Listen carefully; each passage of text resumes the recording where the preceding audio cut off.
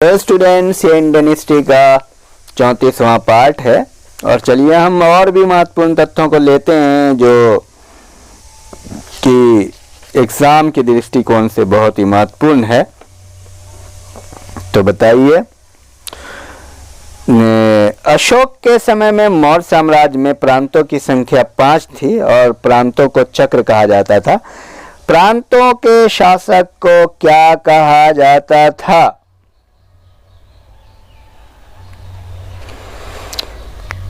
संतोष या कुमार, आर्यपुत्र, राष्ट्रिक। प्रांतों का विभाजन किसमें किया गया? विभाग में या विषय में?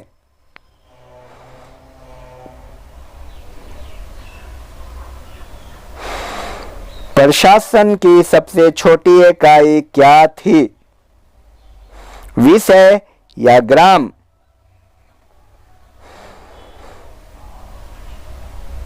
ग्राम का मुखिया क्या कहलाता था? विषयपति या ग्रामिक? प्रशासकों में सबसे छोटा कौन था? ग्रामिक या गोप? गोप कितने ग्रामों का प्रशासन संभालता था? 5 ग्राम या 10 ग्रामों का? किसके अनुसार नगर का प्रशासन 30 सदस्यों का एक मंडल करता था जो 6 समितियों में विभाजित था और प्रत्येक समिति में 5 सदस्य हुआ करते थे? पहली ब्रेथा, एरियन या मेगास्थनीज?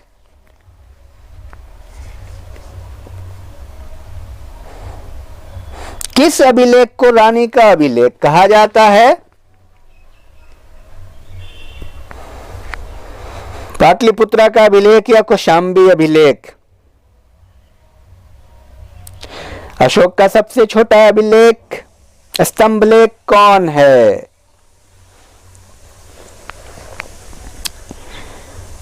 कालसी या रुम्मिंदेई?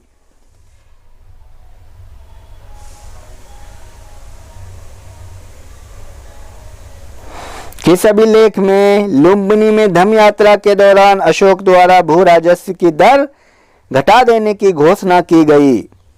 कालसी अभिलेख या रुम्मिंदेई?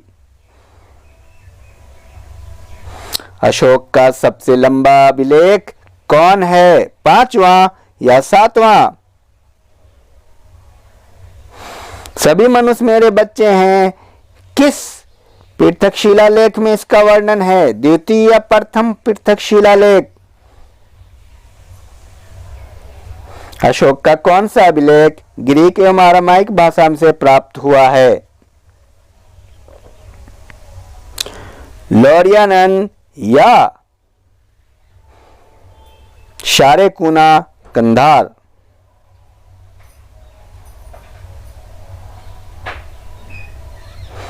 उपदा परीक्षण किसे कहते हैं? परीक्षा देना या पुरोहित की नियुक्ति के पूर्व इनके चरित्र को काफी जांचना?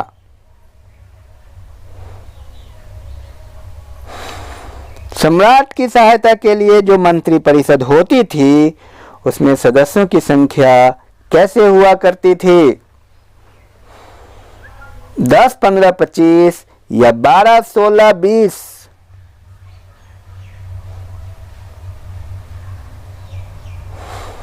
किस पुस्तक में शीर्षस्थ अधिकारी के रूप में तीर्थ का उल्लेख मिलता है? इंडिका या अर्थशास्त्र?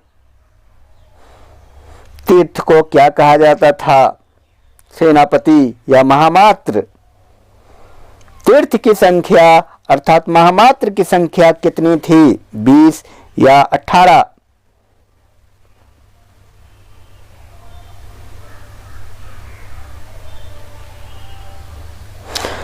अर्थशास्त्र में जासूस को क्या कहा गया है?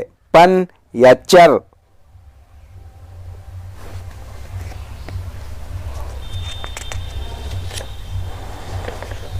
और